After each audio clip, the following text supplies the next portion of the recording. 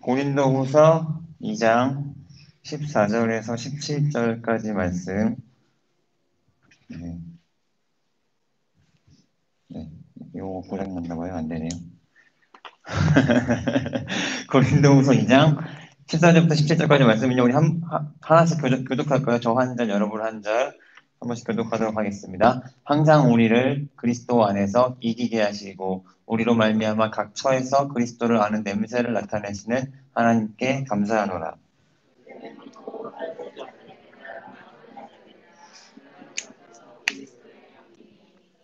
이 사람에게는 사망으로부터 사망에 이르는 냄새요. 저 사람에게는 생명으로부터 생명에 이르는 냄새라. 누가 이 일을 감당하리요? 우리는 수많은 사람들처럼 하나님의 말씀을 혼잡하게 하지 아니하고 곧 순전함으로 하나님께 받은 것 같이 하나님 앞에서와 그리스도 안에서 말하노라. 아멘.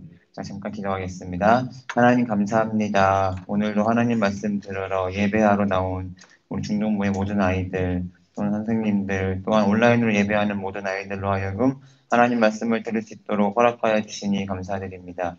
아버지 하나님 전해지는 말씀 가운데 하나님의 능력의 역사가 일어날 수 있도록 도와주시고 말씀을 전하는 부족한 종이 입술은 부족하지만 하나님 말씀에 능력이 있는 줄 믿사오니 그 능력의 말씀만 기억되고 사람의 모습은 다 사라지게 하여 주시옵소서.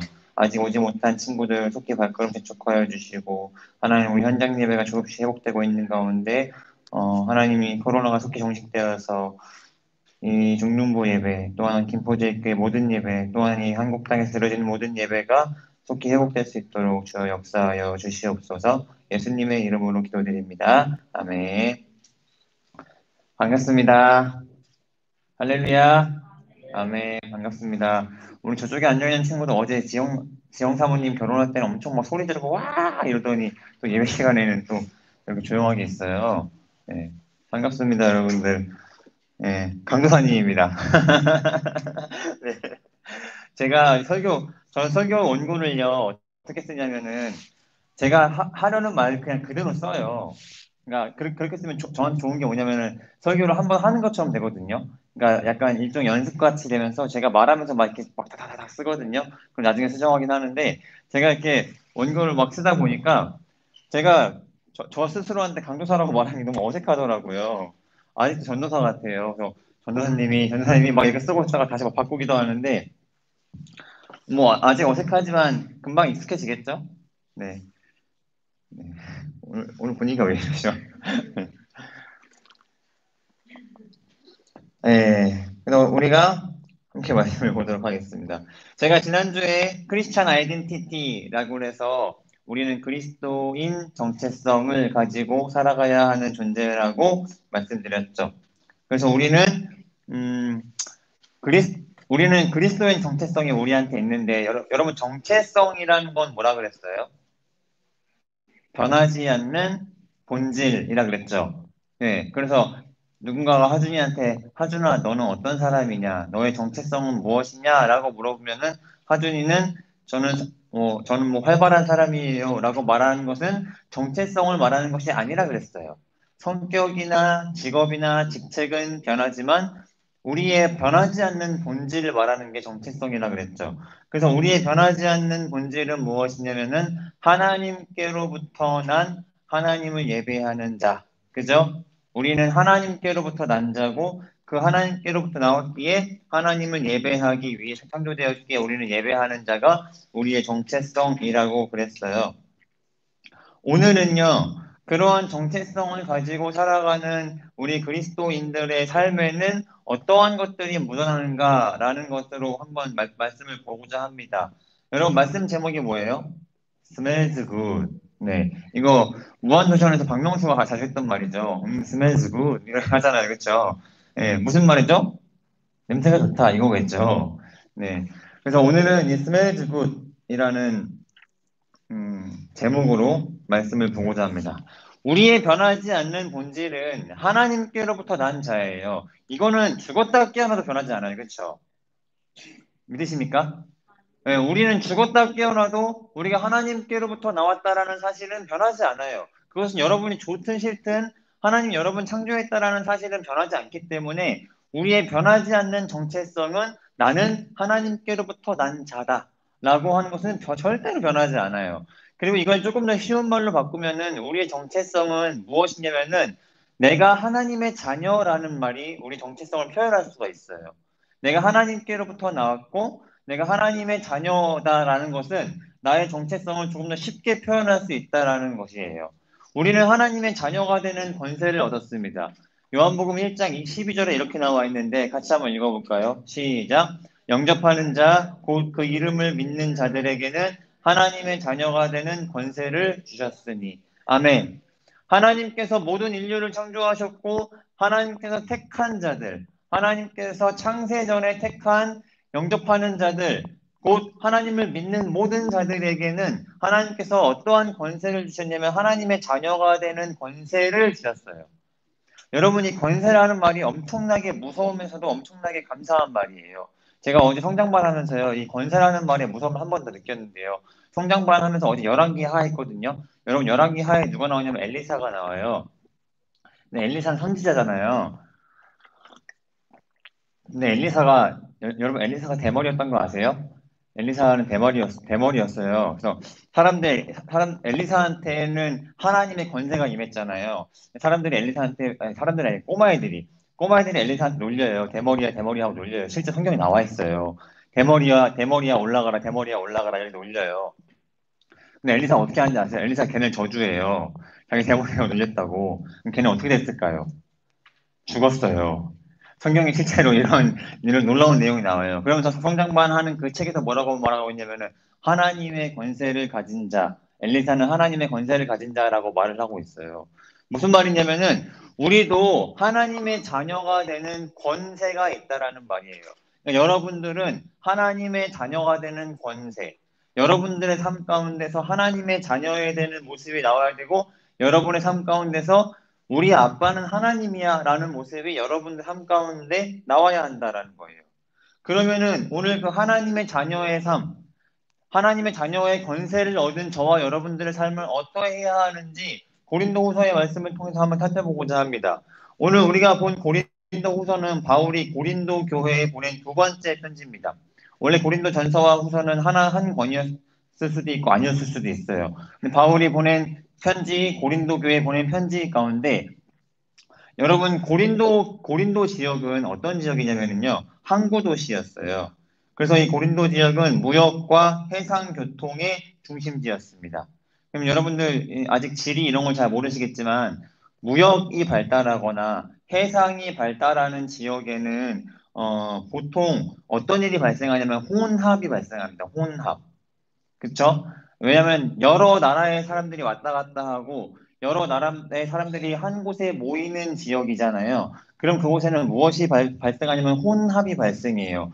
각각 여러 나라에 갖고 있던 문화적 혼합, 그렇죠? 그 다음에 심지어는 종교적 혼합도 일어납니다. 그래서 여러분 보시면 우리나라도 되게 조그만 땅덩어리에 여러분 잘 모르시겠지만 그 믿지 않는 사람들은 제사를 지내는데 그 제사에도 여러 가지 다 다르잖아요. 그렇죠? 근데 그것들이 한 곳에 모이면 그것이 혼합이 일어나요. 고린도 지역은 그런 지역이었어요. 무역과 해상 교통이 발달되어 있기 때문에 그곳에 모이는 수많은 여러 문화에 가진 사람들이 모이는 것들로 말미암아 문화가 혼합되고 종교가 혼합되는 곳이었죠. 그래서 그러한 혼합으로 말미암아 어떤 일이 발생하냐면은 고린도 지역에는요 우상 숭배가 아주 팽배해집니다. 우상 숭배와 그리고 그 우상 숭배 가운데 거기에 뭐가 있냐면은요 그 사랑의 여신 아프로디테 신전이 고린도 지역에 있었어요. 그래서 그 고린도 지역의 사랑의 여신의 신전에 어떤 일이 자행되고 있었냐면은 엄청난 음행과 음란의 일들이 자행되고 있는 곳이 바로 고린도 지역이었어요. 쉽게 말하면은 거의 폐허였어요. 문화나 뭐 경제나 이런 것들은 아주 발달되어 있을지 몰라도 어떠한 종교나 신앙, 우리가 봤을 때 어떤 그리스도인의 관점에서 봤을 때 그곳은 아주 아주 음란하고 문란한 우상숭배의 핵심과 같은 지역이 바로 고린도 지역이었습니다. 그래서인지 그 고린도 교회 성도들이 그곳에 살면서 그곳에서 그리스도인의 정체성을 잘 드러내면 좋겠는데 그러기엔 쉽지 않았던 것 같습니다. 분명 그들은 그리스도인인데 여러 가지 우상이나 여러 음란한 행위들을 고린도 교회 성도들이 일삼아 왔습니다. 그래서 고린도전서 10장 7절에서 8절에 바울이 고린도 교회 성도들한테 이렇게 권면하고 있어요. 같이 한번 읽어보겠습니다. 시작. 그들 가운데 어떤 사람들과 같이 너희는 우상 숭배하는 자가 되지 말라. 기록된 바 백성이 앉아서 먹고 마시며 일어나서 뛰논다 함과 같으니라. 그들 중에 어떤 사람들이 음행하다가 하루에 2만 3천 명이 죽었나니 우리는 그들과 같이 음행하지 말자. 아멘. 고린도에 있는 성도들이 그곳에 있는 수많은 우상 숭배와 수많은 음란한 행위들을 같이 어우러져서 일삼고 있으니까 바울이 고린도 교회에 보낸 편지 가운데 이렇게 말하고 있는 거예요. 너희는 우상 숭배하는 자가 되지 말아라.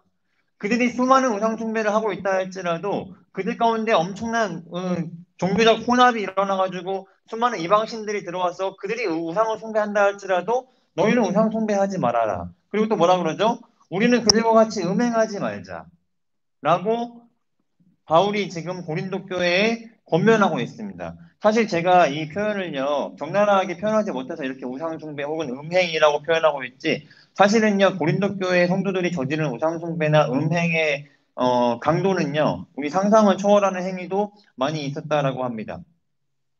잠깐 우리가 짚고 넘어가야 될 것은 사실은요, 이 고린도 교회 성도들의 모습이 인간의 연약함을 아주 잘 나타내는 것 같습니다. 여러분 보세요. 우리는요, 우리가 보고 듣는 것에 얼마나 연약한 존재입니까? 그렇죠? 우리는 보고 듣는 것에 아주 연약한 존재입니다. 지금 얘네들이 살고 있는 이 고린도가 우상 숭배나 음란한 행위들이 너무 자연스럽게 행해지고 그것이 전혀 이상한 것이 아닌 것처럼 행해지고 있어서 그곳에 살고 있다 보니까 연약하고 죄인인 인간이 너무나 자연스럽게 그곳에 물들게 되는 거예요. 이스라엘 백성들이 애굽에서 400년 동안 노예 생활했습니다. 여러분 제가 말씀드렸죠. 애굽이라는 나라는 다 신의 상징이었다고요. 그렇죠? 애굽이라는 나라는 엄청난 많은 신들이 존재했습니다. 그곳에서 이스라엘 백성들이 400년, 430년 혹은 450년 동안 노예 생활을 했어요. 그곳에서 그렇게 오랫동안 몇 대를 걸쳐서 노예 생활을 하고 있던 그들이 출애굽했을 때 하나님이 모세를 통하여서 그들한테 주신 첫 번째 말씀이 뭐였어요? 태초에 하나님이 천지를 창조하시니라. 하나님께서 그 말씀을 주신 이유가 뭐라 그랬어요? 그들의 정체성을 확립시켜 주는 거예요. 그들이 그곳에서 400년 동안 너무 오랜 기간 동안 있어서 그곳에서 보고 듣고 자란 것들에 너무 익숙해져 있는 상태였기 때문에 하나님께서 그들이 만든 신들은 다 신이 아니라 내가 그것들 만든 거야. 하나님이 태초에 하나님이 천지를 창조하신 거야 라는 정체성을 확립해 준 거잖아요.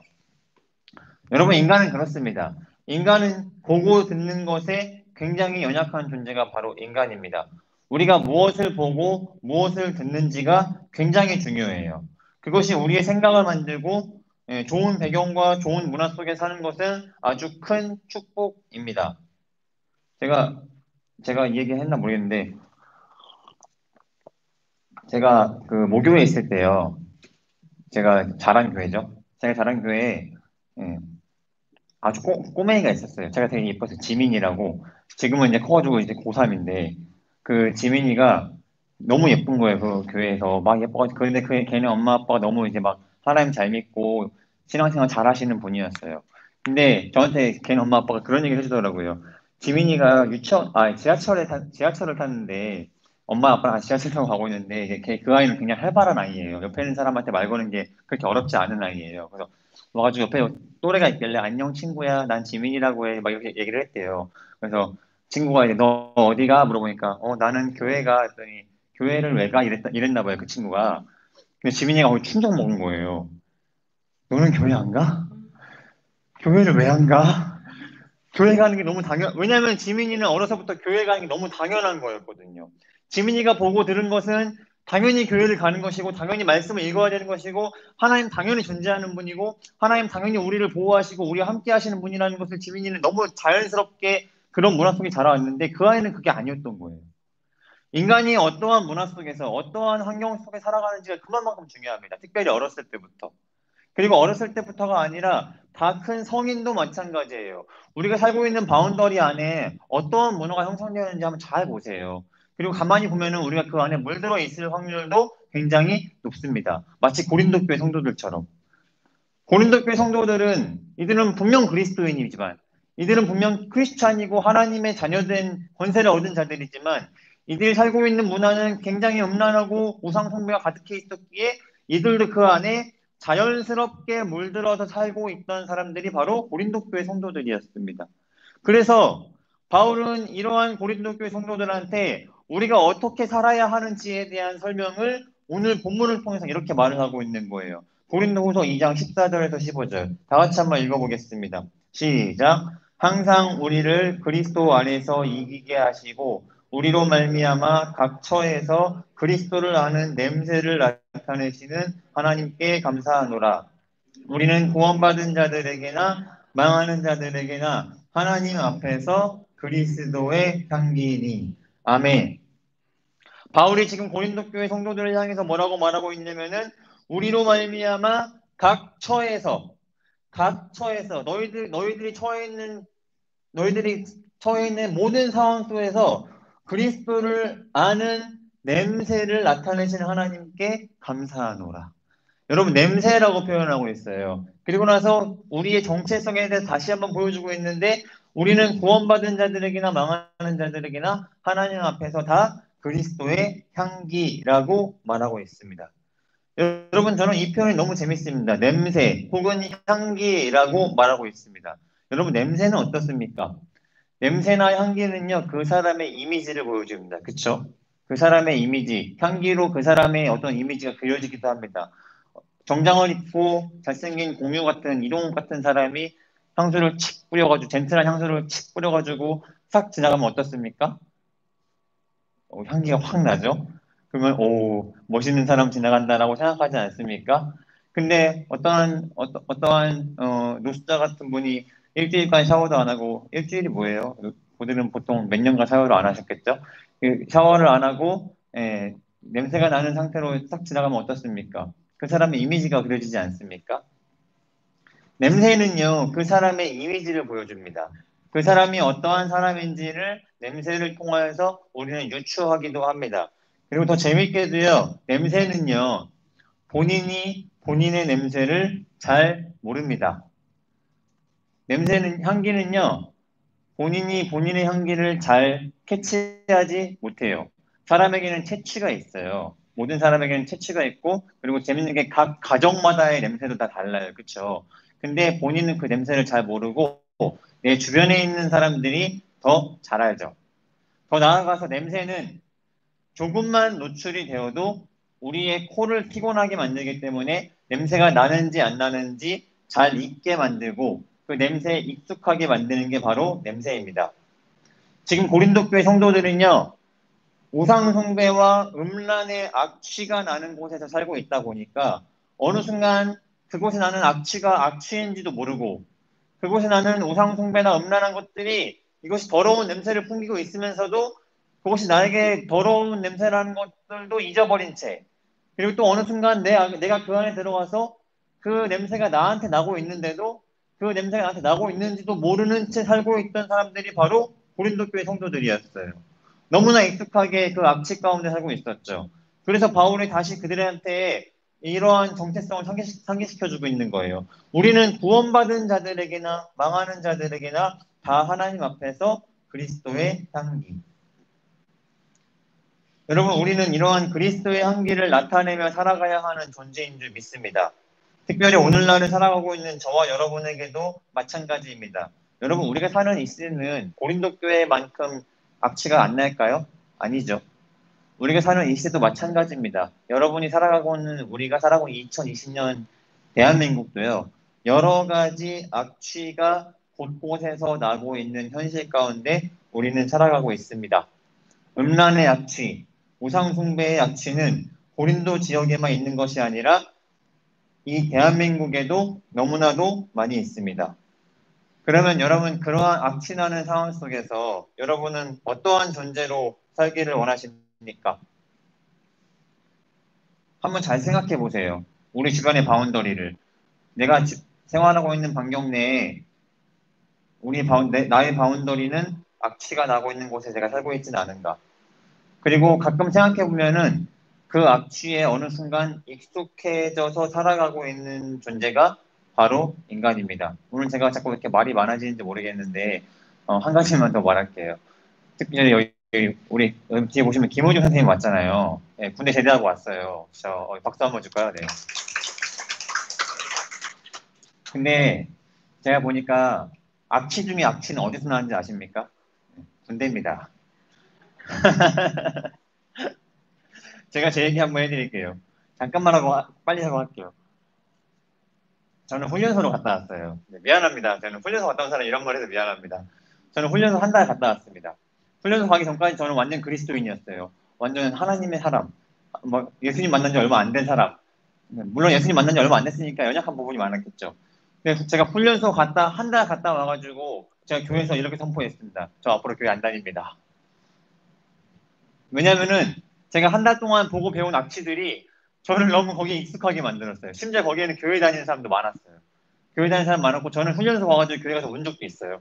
그런데 그 한 달간의 저의 생활이 한 달간의 악취나는 그러한 사람들 가운데서 있던 저의 생활이 제가 그리스도인이라는 사실 자체를 잊게 만들어요. 잊게 만들고 나는 그럼 이렇게 생활해야겠다라는 게 만드는 게 바로 인간의 모습이죠.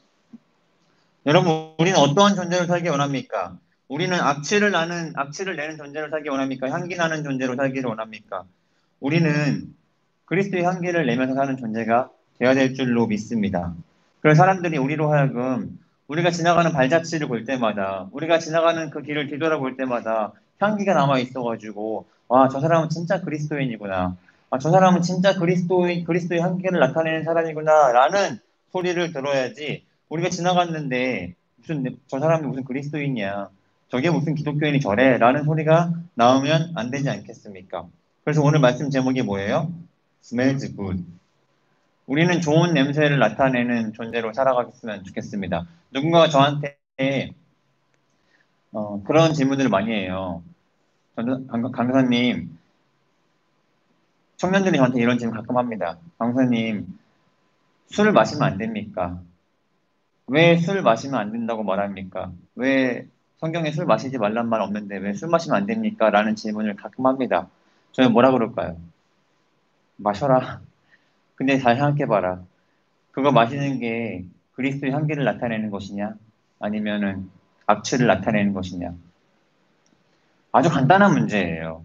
여러분 신앙생활 하다 보면요, 때로는 우리가 타협할 때가 많아요. 왜냐면은 우리가 지키기 어려운 것처럼 보이는 것들이 많거든요. 왜 주일날 교회 나가야 됩니까?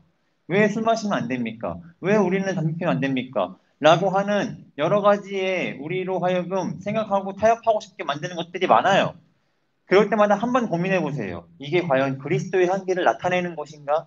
이게 과연 그리스도의 향기를 가리는 악취를 나타내는 것인가? 그것만 고민하면 아주 간단합니다. 주일날 교회 나와서 예배드리는 것, 그리스도의 향기를 나타내는 것이에요. 그럼 어떻게 해야 됩니까? 나와서 예배드려야죠. 술 마시는 것, 그리스도의 향기를 나타내지 못하는 것입니다. 사람들이 말하겠죠. 너 교회 다니지 않아? 성경에 그런 말 안 써 있어. 이것은 절대로 그리스도의 향기를 나타내는 것이 아닙니다. 그럼 어떻게 해야 됩니까? 마시지 말아야죠. 모든 것이 마찬가지입니다. 우리가 생각하는 모든 회로가 다 이것들이 기준이 돼야 돼요. 우리가 신앙생활하는 모든 것들도 우리가 사회에서 생활하는 모든 것들 가운데 내가 하는 이 행동이 하나님의 의를 드러내는가? 내가 하는 이 행동이 그리스도의 향기를 나타내지 않는 악취를 나타내는 행동인가를 잘 고민해 보면은 아주 답은 간단하죠. 그런 의미에서 우리가 지난주에 읽었던 로마서 12장 2절을 한 번만 읽고 마치겠습니다. 같이 한번 읽어보겠습니다. 시작. 너희는 이 세대를 본받지 말고 오직 마음을 새롭게 함으로 변화를 받아 하나님의 선하시고 기뻐하시고 온전하신 뜻이 무엇인지 분별하도록 하라. 사랑하는 중등부 여러분, 세대는 점점 악취를 풍길 것입니다. 점점 음란과 우상숭배와 같은 더러운 악취들이 점점 더 많아질 것입니다. 그러한 상황 속에서 절대로 잊지 않았으면 좋겠습니다. 우리가 지나간 자리에 그리스도의 향기가 남았으면 좋겠습니다. 늘 고민해 보세요. 늘 내 지나간 발자취를 한번 뒤돌아보세요. 그리스도의 향기가 남았는지, 그리스도의 향기를 가리웠는지. 그래서 오늘 우리의 모습을 통하여서 하나님을 아는 냄새, 그리스도 향기가 잘 나타나는 저와 여러분들이 되기를 예수님의 이름으로 소망합니다. 아멘. 함께 아까 했던 찬양 다시 한번 부르면서 말씀 기억하면서 찬양하도록 하겠습니다.